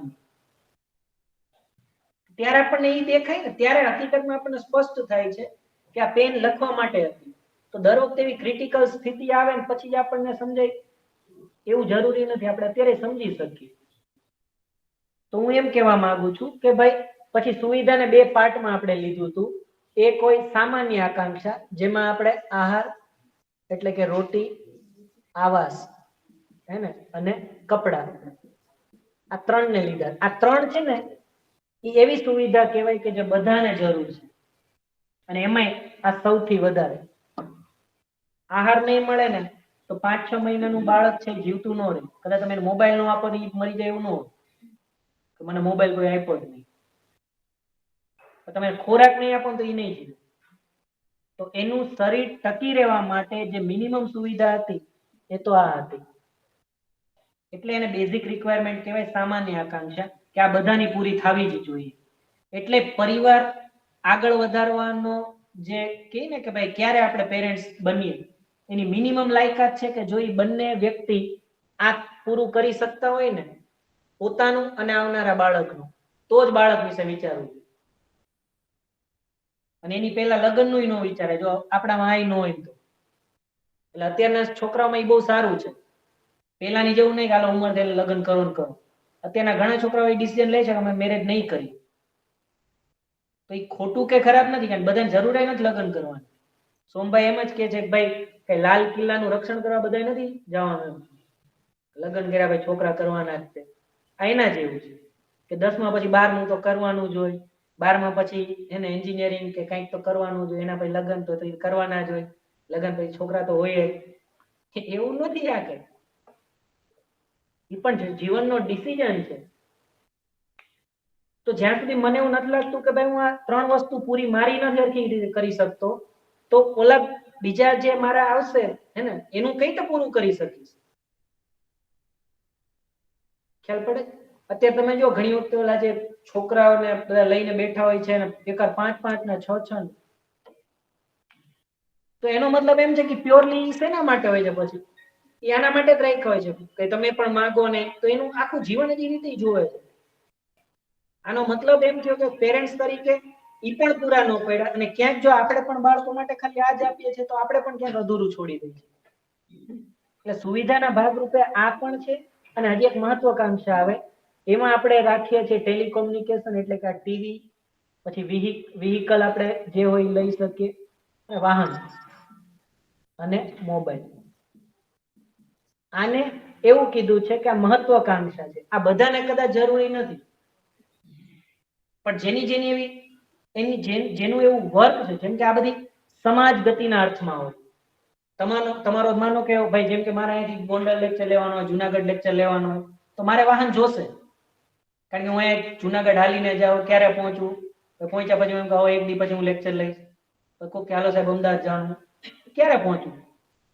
તો મારે એ અર્થમાં વાહન જરૂરી છે. કદાચ તમે ઈ સેન્સમાં કામ નથી કરતા, તો કદાચ તમારી પાસે વાહન નહીં હોય તો અટકી નહીં જાય. પણ મારું કામ એવું છે કે કદાચ હું અહીંયા જઈને કંઈક લેક્ચર આપું છું, જેનાથી એક મોટી સભા છે એને કંઈક મેસેજ પહોંચે છે, તો મારે વાહન જોશે. હવે સમજે છે? પછી વાહન જોશે તો એ મારા પરિવાર લેવલે નક્કી થશે કે ભાઈ 4 લોકોનો પરિવાર છે, 5 લોકોનો પરિવાર છે, કેવડું વાહન જોશે એ પરિવારમાં નક્કી થાય. કે ભાઈ હું એકલો જ ચલાવું છું તો કેવડું જોશે ને કયું જોશે. અત્યારે આપણી બધી વસ્તુઓના ડિસિઝન છે ને આપણે એ રીતે લેવાતા નથી ને, એટલે તકલીફમાં મુકાય છે. પેલા કેમ 5-10 લોકોનો લગભગ પરિવાર હોતા હતા, અને એકાદ બે જ કમાતા હતા, તો બધાને પૂરું થઈ જતું. અત્યારે 5માં 3 કમાતા હોય તો ભેગું જ નથી થતું. કેમ? સવારથી અમે સ્કૂલમાં તો કેટલી વાર જોઉં તો એ જો અહીંયા આવે, આત્મીયમાં આવે, બપોર પછી પાછું ખાધું ન ખાધું બીજે ક્યાંક જાય ક્લાસમાં, પછી ત્યાંથી પાછું ત્રીજે ક્યાંક જાય, સાંજ પડે 8-9 વાગે ઘરે પહોંચે ને તો ભૂત જેવા થઈ ગયો. છોકરા બોલાવે એની આમ જોવાનો વેચનારી હોય, ખાઈને હોઈ જાય. પછી પૂછે શું કે છોકરા માટે કર્યું. છોકરાને ખબર જ ન હોય કે આ ભાઈ કોણ છે, ખાલી રવિવારે જ દેખાય. સાચી વાત છે, એમાં છોકરાનો વાંક છે જ નહીં. કારણ કે આપણે એવા ઝુમર લેવા છે ને આપણે એવા એને પડદા કરાવવા છે. નવા પડદા કરાવ્યા એટલે સમજો આજુબાજુ બધાને બોલાયા, જો નવા પડદા. એકવાર જોઈ લીધું, પાછા માસી આવ્યા, જો નવા પડદા. કેટલી વાર બતાવું? માસીનું ધ્યાન ના હોય, તમારું ધ્યાન ના હોય. આવી તો કેટલી બધી એ વસ્તુઓ આપણે ભેગી ઈ સેન્સમાં આપણે વસ્તુઓ ભેગી કરીએ છીએ કારણ કે સન્માનાર્થમાં વસ્તુ ભેગી કરવા જશો ને તો સન્માન કન્ટિન્યુ જોશે એટલે એ વસ્તુ કન્ટિન્યુ થઈ ગઈ એટલે તમારે વારે વારે કપડાં ફેરવતા પડે તમારે માનો હેરસ્ટાઈલ થી તમારી રિસ્પેક્ટ જોતો તમારે વારે વારે કંઈક વાળમાં નવું કરવું જ પડે એક છોકરાએ એવું કીધું તું મને કે સર કે આ લેક્ચરના કારણે મારા ઘણા બધા પૈસા બચી ગયા એવું કેવી રીતે ઈ કે મારી છે ને કોલેજમાં એવી છાપ હતી ક્લાસની અંદર કે આમ સ્ટાઇલિશ પર્સન તરીકે કે દર મહિને કંઈક નવું કરીને આવે ખાસ તો હેરસ્ટાઈલમાં ને એમાં તો ઈ કે પેલા જ મને બહુ ગમતું પણ ધીરે ધીરે ઈ કે મને હવે કે આ વખતે કરીને ગયો એટલે હવે શું હોય કે બધાની ઈચ્છા હોય કે નેક્સ્ટ ટાઈમ શું કરીને આવશે એના કરતા પ્રેશર વધારે મને હોય કે હવે મારે નવું શું કરવું તો એ નવું કરવા માટે એક તો પૈસા જોઈએ અને ગોતવું અને બધાને પાછું નહીં સારું લાગ્યું તો એટલે કે એટલું પ્રેશર હું રહેતો હતો ને પછી આ બધું સમજાય પછી મને ધ્યાન ગયું કે આ બધું કોના માટે કરતો ખ્યાલ પડ્યો કે મારા કેટલાય પૈસા ને બધું બચી ગયું તો ધ્યાન તો જાય જ છે લોકોનું એમાં આપણું હજી જ્યાં સુધી ધ્યાન નથી જશું ત્યાં સુધી બહુ દોડધામ લાગશે એકચ્યુઅલી સમજ્યા વગર જ દોડધામ હોય એકવાર સમજ આવે ને પછી દોડધામ ઘટી જાય અને જો આપણે એમ કહેતા હોય કે હું સમજુ છું દોડધામ ચાલુ છે તેનો મતલબ એમ કે કંઈક ખોટું ચાલે તમે જેને સમજાવ્યું કહો છો ને ક્યાંક બીજી વસ્તુ કારણ કે સમજદાર વ્યક્તિ ને દોડધામ ભેગું ન હોય આપણને આમે વિશ્રામ જ ગમે છે ને નિરાશ તો ગમે ને તો નિરાશ નથી જીવનમાં ને બહુ સારું ક્યાંય ભેગું નથી થતું તો શું કરવાનું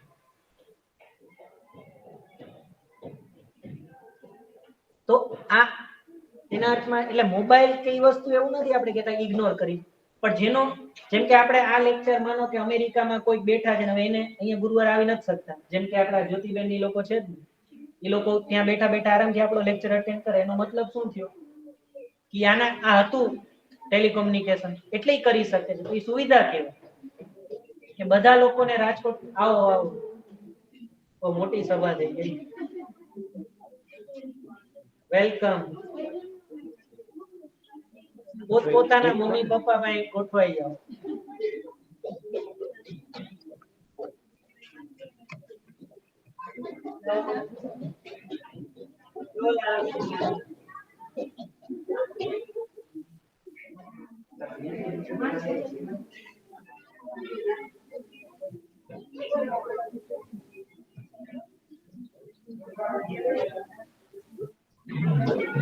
इधर से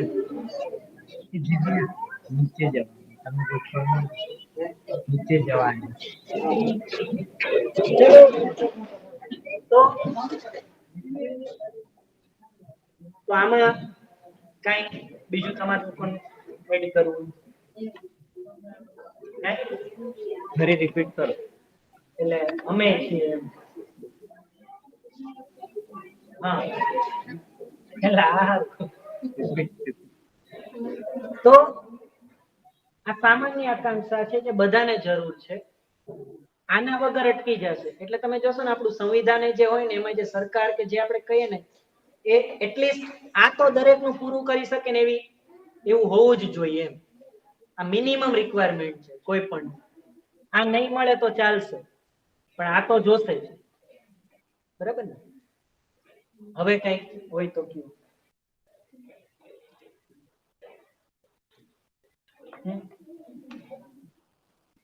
બોલ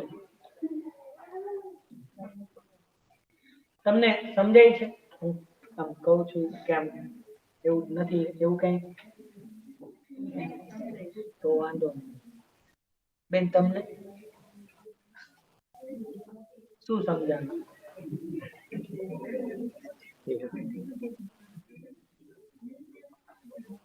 ક્યાંક તમને તમારું પોતાનું શેરિંગ કરી શકો છો કે ક્યાંક આપણે આમાંથી ક્યારેક ભૂલ થઈ ગઈ અથવા અમે તો આવું તો જીવતા જ હતા આમાં નવું શું છે એવું કઈ પણ તમને લાગતું હોય તો તમે કહી શકો છો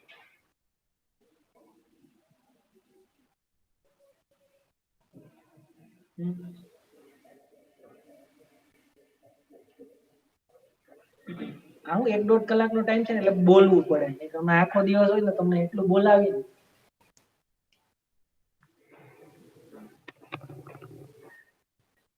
જણાવો સારું લાગે છે આવી ચર્ચાઓ થવી જોઈએ શું લાગે તમને? તો વાંધો નહીં. કારણ કે હું અમે જ કરતા હોઈએ એટલે અમને એમ થાય કે બધાની જરૂર છે કે નહીં, કે ખાલી અમને જ જરૂર. આવું થયું હતું જયારે પહેલી વખતે વેલ્યુ એજ્યુકેશન નો વર્કશોપ હતો ને, તો અમને કાનપુર કીધું હતું જવાનું એમ, 8 દિવસ અને વેલ્યુ એજ્યુકેશન. તો કોલેજમાં 600-700 ફેકલ્ટી હશે. એટલે પેલા અમને તો વિચાર આવ્યો ખારું આપણા વેલ્યુ નહીં હોય શું, કેમ આપણને મોકલે? એવું થયું એમ. આપણે બહુ કેમ કે આવું તમારે સાંભળવાનું, એટલે આપણને એમ થાય શું મારા બી નહીં હોય, કેમ કે આપણે પોતાની જાતને બહુ ઓલા માનતા હોય ને, એને ભ્રમ કહેવાય. તો આગળ જઈને તમને ખબર પડશે. સરસ. તો બોલો, કઈ પ્રશ્ન હોય તો બોલો, નહીતર આપણે આગળ વધીએ. આમાં કઈ ખૂટતું હોય તોય જણાવજો.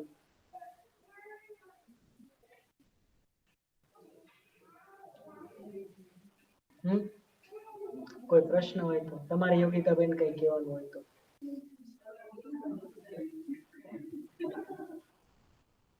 એકચ્યુઅલી છે ને, માણસ તરીકે પોતાને સમજવું એ બહુ મજાનું કામ છે. આપણે પોતાની બાજુ ધ્યાન નથી દીધું ને એટલે. એકવાર શરૂઆત કરીએ ને તો પોતાને સમજવામાં જે મજા છે ને, એ પર ધીરે ધીરે તમને બીજી મજા છે ને કે ગૌણ થવા માંડે એમ. કારણ કે આપણને પોતાને સમજવું એટલે આપણું ધ્યાન આ બધું કઈ થતું જ નથી, એટલે આપણું બધું ભેગું થઈ ગયું છે. અને આપણું આ ભેગું થઈ ગયું ને એટલે આપણા બાળકો પાસે પણ આપણે પછી એ જ પ્રમાણે વ્યક્ત થઈ જાય છે. એટલે અપેક્ષા તો આપણી એટલી મોટી મોટી હોય ને આપણા છોકરાઓને લઈને, પણ એવું આપણે જીવવાની જયારે જોવા જઈએ તો આપણે જીવતા જ ન હોય. जीवन विद्या में એવું કહે છે કે बच्चे हमारे व्यवहार का आईना है, बच्चे हमारे व्यवहार का आईना है. મતલબ તમારું વ્યવહાર છે ને એ જ બાળકોમાં જોવા મળે છે. તો આપણી ઈચ્છા છે કે મારું બાળક આવી રીતે જીવે, તો એવું પહેલા આપણે જીવવું પડશે. આપણા બાળકો માટે કઈ થોડા મંગળ ઉપરથી કોઈ આવીને ટ્રાય કરશે, એવું કરે? છોકરાઓ તમારે ટ્રાય અમારે કરવાની એમ, એવું ન હોય ને. એટલે ઈ જોવું પડે. એટલે છે ને એક શબ્દ જે અહીંયા યુઝ થાય છે ને કે સ્વાર્થી, તો સ્વાર્થી નો મતલબ થાય સ્વયં કે અર્થ નહીં. ખોટો કે ખરાબ શબ્દ નથી. તમે પોતાને સમજશો ને તો જ તમે ત્યાંથી એક બીજો શબ્દ આવે પરાર્થ, પર કે અર્થ, તો જ બીજા માટે કંઈક કરી શકશો. ડાયરેક્ટલી તમને એમ હોય કે હું પરિવાર માટે કંઈક કરી નાખું, સમાજ માટે કંઈક કરી નાખું, કાંઈ ન થાય, કાંઈ જ ન થાય. જ્યાં સુધી પોતાનામાં સમજ થાકી જાય માણસ. કેમ કે તમને એમ કે હાલો બીજા કોઈ કરે કે ન કરે, હું એકલો નદીને સાફ કરું, હું એકલો ઝાડુ કરું, તો તમે એક લેવલ પર થાકી જાવ કે બીજા કોઈ કરતા જ નથી, મારે કેટલો ટાઈમ કરું. તો સ્ટ્રોંગ જેનું પેલું હોય ને વિલ પાવર, એ જ કરી શકે. બાકી માણસ થાકી જાય એક લેવલ પછી. એટલે આપણને સપોર્ટ તો જોઈએ છે. અને લોકો આપણા માટે ઘણું બધું કરે જ છે ને. જેમ કે આપણે જે ખોરાક લઈએ છીએ, આપણને ક્યાં ખબર છે કોણે ઉગાડ્યું છે? તો આપણે બિંદાસ નથી ખાતા, કેટલું હેઠું મૂકી દઈએ. પોતે ઉગાડીને ખાતા જ ખબર પડે કેમ હેઠું મુકાય. ફુવારા ચાલુ કરી દે પછી નીચે ઉભા રહી ગયા, કેટલી ડોલ પાણી લઈ કોને ખબર? ડંકી હબેથી નાવાનું હોય ખબર પડે કેવી રીતે નાવાય. કિંમત જ નથી આપણી, વેલ્યુ જ કોઈની સમજાતી નથી, એટલે એનો દુરુપયોગ થઈ જાય. એમાં માણસ તરીકે આપણને પોતાની વેલ્યુ નથી સમજાતી ને એટલે આપણી જાતનો આપણે સદુપયોગ નથી કરી શકતા.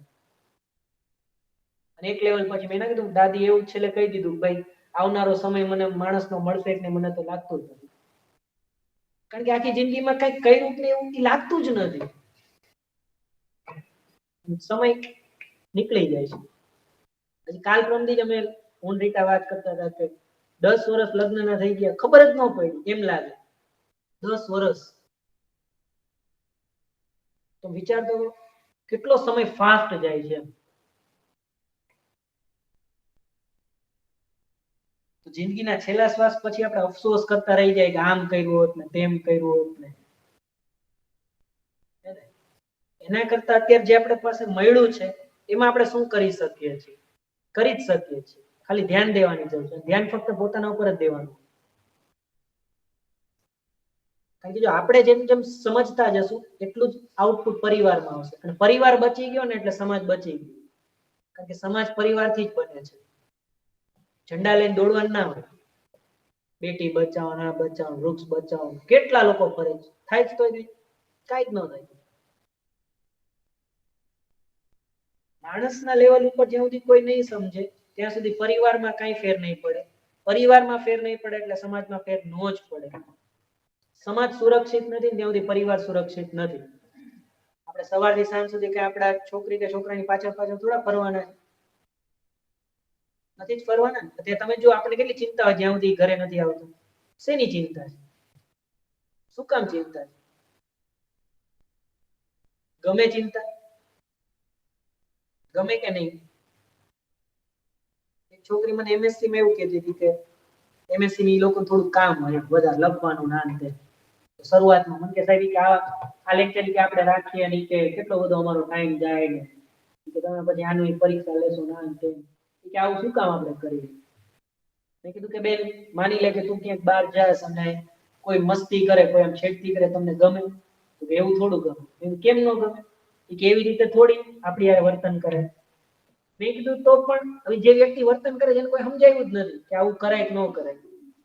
એ તો કરશે. અમે કીધું અમે કંઈક થોડીક ટ્રાય કરીશું, તું એમ કે આવું થોડું સાહેબ કરાવે.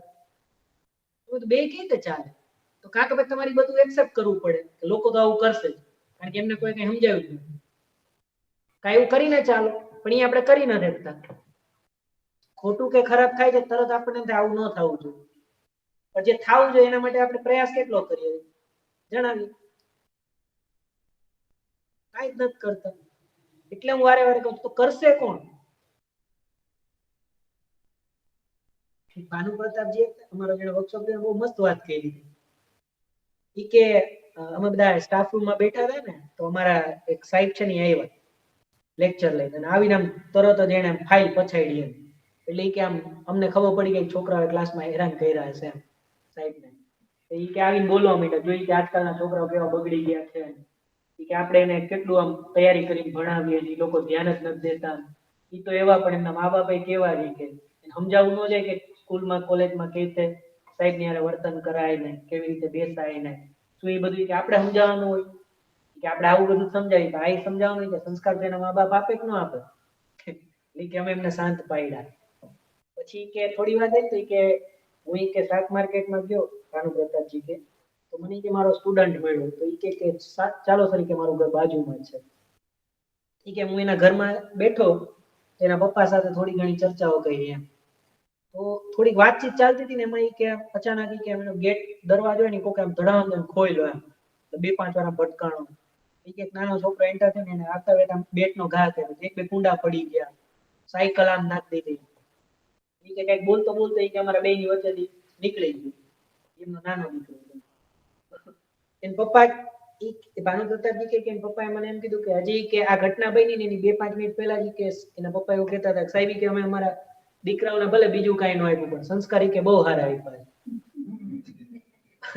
અને એ કે આવું કર્યું. પપ્પાને એમ થયું કેવું શું મારે?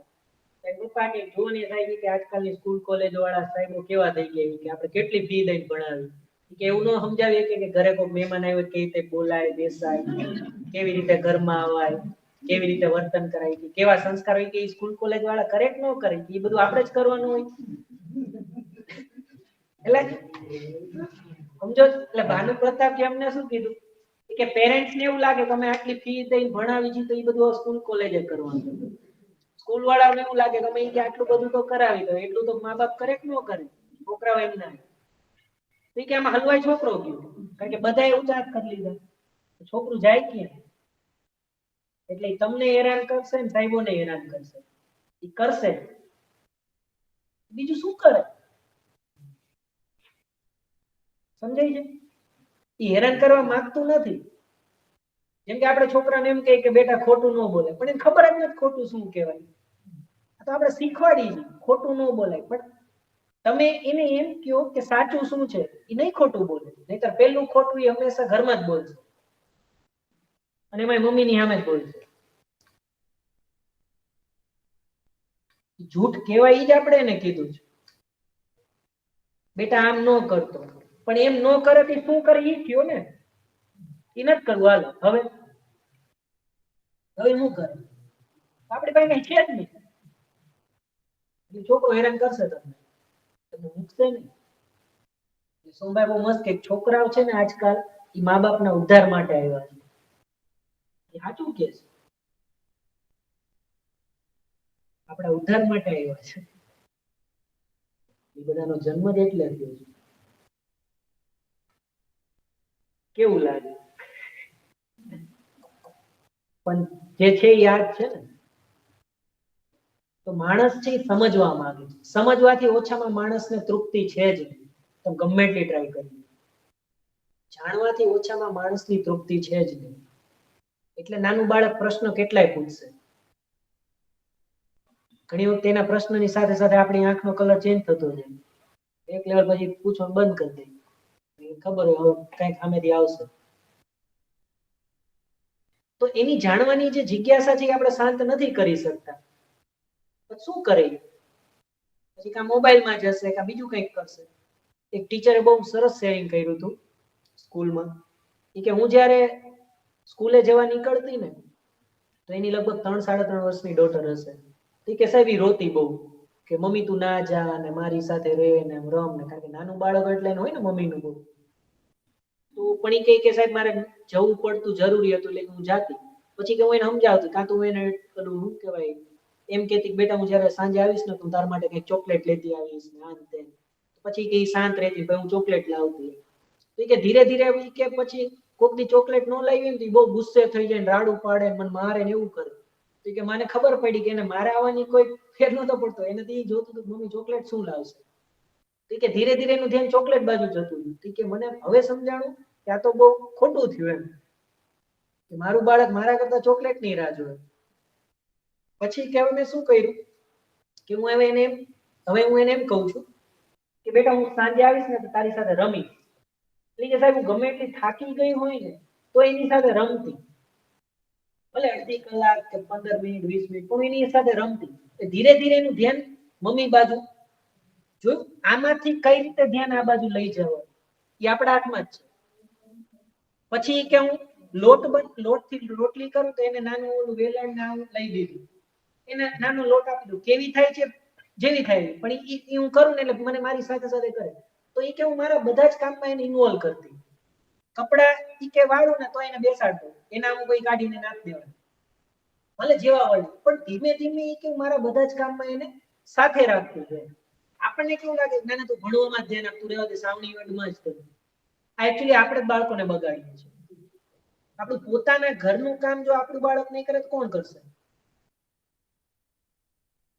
એકચ્યુઅલી એમાં લેડીઝ જેન્ટ્સ હોતું જ નથી, પણ બાળકોને પણ આ વસ્તુ પહોંચાડવાની જરૂર છે. પછી આપણે એમ જ કહીએ કે ના ના બેટા તું ઊભો થા, તું વાંચવાથી ઊભો જ ન થતો, હું તને પાણીનો ગ્લાસ આપું. પછી એક લેવલ પર તમને જ્યારે એમ કે મમ્મી પાણી લેતી આવે, મમ્મી ઓલું કરી દે, ત્યારે તમને એમ થાય કે આવું કેમ બનતું? કારણ કે એ ભાઈ તો પોતે રાજા હોય એવું જ લાગે. અને આપણે કરીએ એવું મેરા રાજા બેટા. રાજા રાજા કરીને જ મોટો કર્યો છે. રાજા ગામમાં પ્રજા ગોતે. ક્લાસમાં તો કોઈ પ્રજા બનવા તૈયાર જ નહીં, કારણ કે બધા ઘરના રાજા હોય. રાજા રાજા બાદ થાય. તો આ બધું પહોંચાડવાની જરૂર છે. એટલે મમ્મી તરીકે આપણો ઘણો બધો, મેં કીધું ને આપણું જે રોલ છે પરિવારનો, તો બહુ મોટો રોલ છે. બધાનો રોલ હોય, એવું નથી પપ્પાનો કઈ ના હોય. પણ એક વર્ષ એક ઉંમર સુધી છે ને માતાનો રોલ વધારે હોય. શરીરના અર્થમાં જુઓ ને, જ્યારે સંરક્ષણની વાત આવે ને વાત્સલ્ય, ત્યારે પિતાનો રોલ પછી, એટલે એમ કહેવાય 5-6 વર્ષ પછી પિતાનો રોલ વધારે આવે એમ બાળક માટે. એની શિક્ષાના અર્થમાં વિચારવું એ બધું. કારણ કે એક સારી શિક્ષા પહોંચાડવી પણ એક પિતાનો રોલ છે. માનવીયતાપૂર્ણ આચરણનું વાતાવરણ તૈયાર કરવું પણ એક પિતાનો રોલ છે. ધીરે ધીરે આપણે પરિવારની વાત કરશું ત્યારે આવશે. પણ બધાના રોલ હોય કંઈક એમ. એક બાળક જયારે બધું જોશે ને તોય જયારે મોટું થાય તો એને સમજાય. અમુક છોકરીઓ એવી રીતે ચર્ચા કરતી ખરી કે મેં મારા મમ્મી પપ્પાનું એટલા બાજતા જોઉં છું ને કે મારે લગ્ન જ નથી કરવા. એની સંબંધ ઉપરથી વિશ્વાસ ઉઠી ગયો કે જો આવું જ કરવાનું હોય તો મારે મેરેજ જ નથી કરવાનું. છોકરાઓ કહે છે આવું, કારણ કે એવું જોઈને મોટી થઈ છે ને, તો એની સંબંધ ઉપર વિશ્વાસ બેસતો જ નથી. નો જ બેસે ને, કારણ કે આપણે એવું ઉદાહરણ એને આપ્યું જ નથી. તો એ શું કામ એને જીવતા કોકને જોઈને એવું લાગવું તો જોઈએ કે જો હસબન્ડ વાઈફ તરીકે આવી રીતે જીવી શકાય, આવી રીતે પરિવાર ચાલતો હોય, આવી રીતે કેવી એને કેટલું સરસ મજાની રીતે બધું, તો એને ઈ બાજુ જવાની આગળ ઈચ્છા થાય. એટલે મેં કીધું આજકાલના છોકરાઓ મેરેજને રિજેક્ટ કરી દીધા છે, નથી કરવા માંગતા.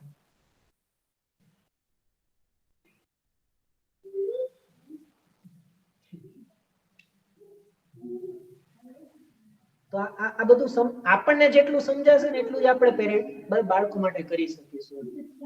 બાકી આપણામાં નહીં હોય આપણે એમ વિચારે કે હું એના માટે કરી લઉં, એ પૂરતું નહીં થાય. આપણે કરીને કદાચ અહીંયા સુધીનું કરી શકશું, અને એમાં આપણે નથી કર્યું એવું આપણે નથી કહેતા, ધ બેસ્ટ કર્યું છે આપણે. તો કહેવાનો અર્થ એ છે કે અહીંયા બધા જ સમજવાના અર્થમાં લાગેલા છે. હા, સમજી ગયા છે એવું નથી કહેતા કે ભાઈ હું વિશાલ સર, કગતરા સર બધા સમજવાના અર્થમાં લાગેલા છે. કદાચ બની શકે કે બધું જ સમજાતું નથી, ત્યાં સુધી કદાચ ક્યારેક ભૂલ થઈ શકે છે. તો આપણે પછી અત્યારે રાહ ન જોઈએ. જો હું કહેતો જ તો તું કહેતી જ હતી ને, બહુ જીવન વિદ્યા કરો છો, થઈ ગયું કે એ અર્થમાં ના હોય. દરેક વ્યક્તિથી ભૂલ થઈ શકે છે, ત્યારે આપણે એને કોમ્પ્લિમેન્ટ. તો હસબન્ડ વાઈફ નો મતલબ એમ છે કે ભાઈ જ્યાં તમારાથી ભૂલ થશે ત્યાં હું સપોર્ટ કરીશ, મારાથી ભૂલ થાય ત્યાં તમે સપોર્ટ કરો, એ રીતે તો આગળ વધવાનું. બધા જ રિલેશનમાં હોય એમ કે આપણે એકબીજાના પૂરક હોય. જરૂરી નથી બધું મારી પાસેથી બરાબર હોય. બીજાનું જે સારું હશે, જેમ કે તમને કંઈક સારું બનાવતા આવડતું હશે હું શીખીશ, મારી પાસે કંઈક સારું હશે તમને પહોંચાડીશ. બધાની પાસે કંઈક તો સારું છે જ. જેમ કે હું જે ઘરમાં રહું છું મેં બનાવ્યું જ નથી, કારણ કે મને ઘર બનાવતા નથી આવડતું. કોકે બનાવી દીધું એટલે તો આપણે રહીએ છીએ. પણ તમને કહી દીધું હોય જંગલમાં ગયા જાતે જ ઘર બનાવો, જાતે જ કપડાં સીવો, જાતે જ ખેતી કરો, તો થઈ ગયું આપણું. ત્યારે દેખાય કે સમાજના કેટલા બધા લોકો આપણા માટે કેટલું કરે છે. પ્રશ્ન થાય કે આપણે શું કર્યું.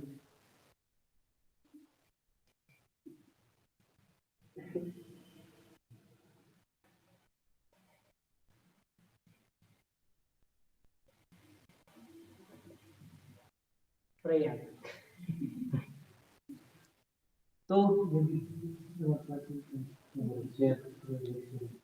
ના કરી હવે 2-5 મિનિટ આમાં એકદમ બોલો, વાત બધા મને સાંભળે જ છે ક્યારે એમ થાય હું કઈ ઓકે. તો અત્યારે હું આ વાતને અહીંયા રાખું છું, તમે આગળ આવીને જ બોલો એટલે બધા વાંહે ન જોવું પડે.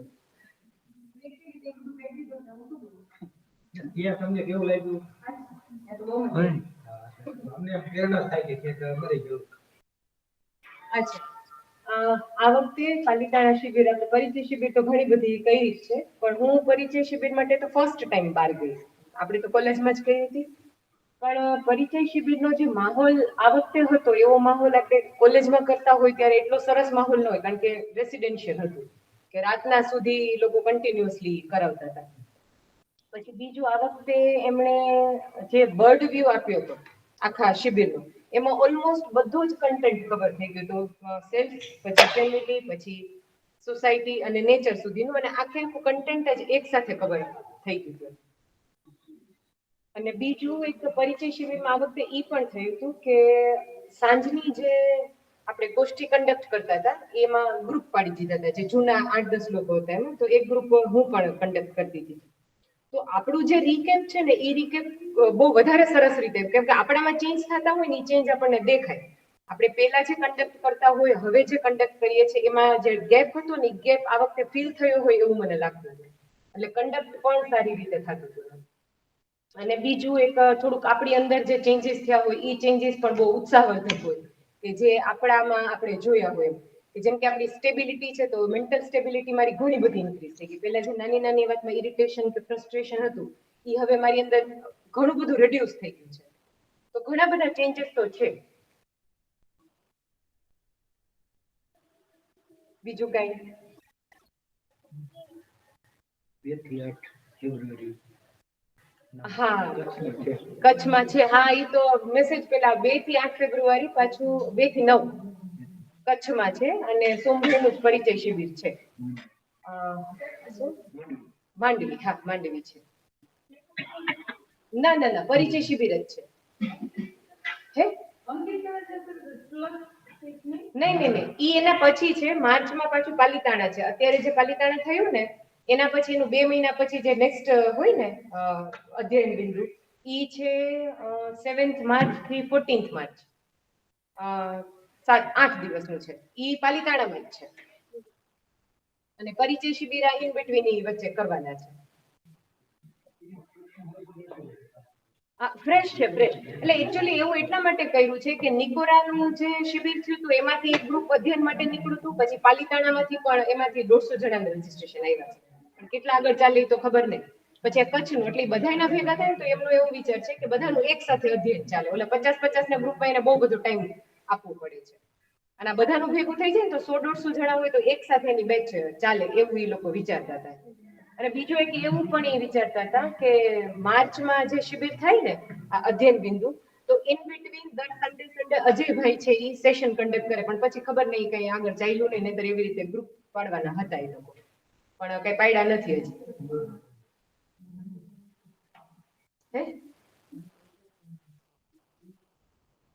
અને પરિચય શિબિર જો આ વખતે પરિચય શિબિર તો આપણે કેટલા બધા ટાઈમ 4 વર્ષથી જેમ કે હું તો આપણે લોકો બધા સાથે કરીએ છીએ, પણ આ વખતે પરિચય શિબિર એટેન્ડ કરી અને જે એનું ફીલ થયું અને ડેપ્થ થઈ ને એ ડેપ્થ આજ સુધી ક્યારેય ફીલ નહોતી કરી.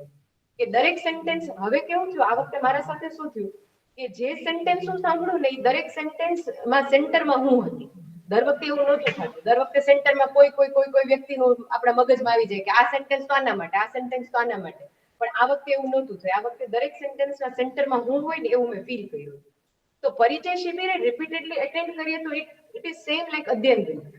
એવું જરૂરી નથી કે તમે પરિચય શિબિર કરો પછી આ કરો આ કરો આ કરો, એને કન્ટિન્યુઅસલી 4-5 કરો, ઇટ બીકમ્સ અધ્યયન. એવું મેં આ વખતે ફીલ કરી શકી. અને શિબિર લેવાની જે પેલી છે ને એ આ વખતે મારામાં કોન્ફિડન્સ થોડોક ડેવલપ થયો કે હવે હું કદાચ કન્ડક્ટ કરું ને તો એનો ફ્લો છે ને એ ફ્લોને હું સારી રીતે મેન્ટેન કરી શકું, એવું મને આ વખતે લાગ્યું. અને બીજું એક સૌથી મોટું એ થયું કે મારું જે મેં ગ્રુપ હતું આ વખતે અમે લોકો 16-17 જણા ગયા હતા. મારા જેટલા ફ્રેન્ડ સર્કલ છે અને બધા ફેમિલીમાં છે, 5 ફેમિલી હતા, જઈને એ લોકો મળ્યા હતા. અને બધાએ અમે લોકોએ એક આખું વર્ષ, આજે લોકડાઉનનું ડ્યુરેશન હતું ને આખું વર્ષ અમે લોકોએ ઘરે વીકમાં 2 વાર 3 વાર જ્યારે બી પોસિબલ થતું તો અમે લોકો યુટ્યુબમાંથી જોતા હતા. તો પરિચય શિબિર એટેન્ડ કર્યા પહેલા જ અમે લોકોએ આખું કન્ટેન્ટ છે ને રિપીટેડલી અધ્યયન બિંદુ બી અમે લોકોએ યુટ્યુબમાંથી કરી ગયા હતા. તો બધાયનું જે ગ્રાસ્પિંગ છે ને એ બી બહુ પાવરફુલ હતું. અને આજે મારા સાથે મારા પડોશી છે, ચારેય મારી ફ્રેન્ડ જ છે, એ લોકો ફર્સ્ટ ટાઈમ જ આવ્યા છે, એટલે અધૂરેથી આવ્યા છે, પણ મારી એક વખત ઈચ્છા હતી જ કે હું એ લોકોને લઈ આવું. તો મારી એવી ઈચ્છા છે કે જો બાજુમાં હું મારા આડોશ પડોશમાં ચાલુ કરી શકું ને તો એક સરસ થઈ જાય. કારણ કે બધા ટૂંકમાં અમે લોકો મળતા હોય ને તો બારે બેઠા હોય તો અમે લોકો કંઈક આવી વાત તો કરતા જ હોય છે. એટલે આજે અમે લોકો એ 4 મારી ફ્રેન્ડ અને અમે 7 છોકરા આમાંથી જાન લઈને આવ્યા છે. ઓછા જતા જ નથી. હા, નિકિતા એક મિનિટ ઊભી થઈ.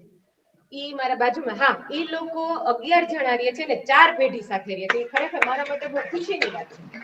અમે ઘરમાં 5 જણા હારે નહોતા રહી શકતા, તોય અમે 2 ઘરમાં ડિવાઈડ થયા. એ લોકો 11 જણા રહે છે અને 4 પેઢી.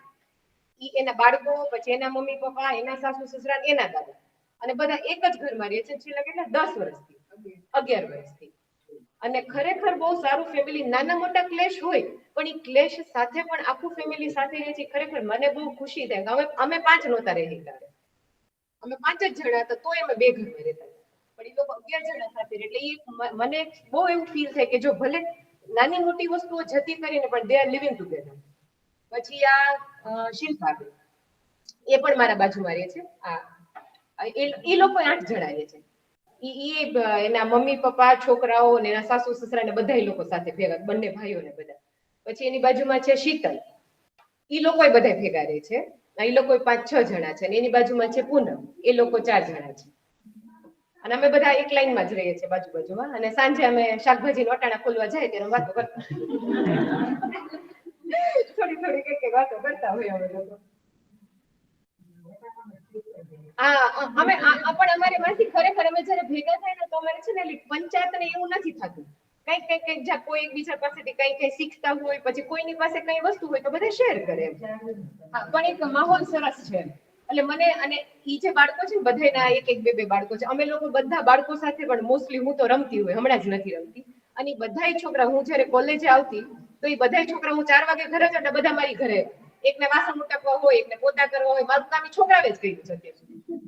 કોઈ અને એમાં આના નિકિતાના જે છે ને છોકરા ઈ તો હંમેશા મારા ઘરે જ વાસણ લૂછવા, કપડાં ધોવા, એના માટે મારે સાબુ બ્રશ અલગ રાખવા પડે, પાટલો અલગ રાખવા, બધું મારી હારે કરી લો છું. અને એની મમ્મી એવી કે કામ કરવું તેમ કરવાઈ જાય. એટલે ખરેખર એક સરસ અમારી આજુબાજુમાં એક સરસ માહોલ છે. અને મને ખરેખર થોડુંક એવું થાય છે કે આપણામાંથી તમે 3-4 લોકોને એક વખત બોલાવીએ ને તો આપણે બધા ભેગા મળીને હું ઈ લોકોના બધાને મારા ઘરે કરીને આપણે એક વખત એક ઇન્ટ્રોડક્ટરી સેશન કન્ડક્ટ કરીએ અને પછી એમાંથી પછી જેવી રીતે આગળ ચાલે એ પ્રમાણે આપણે કરશું.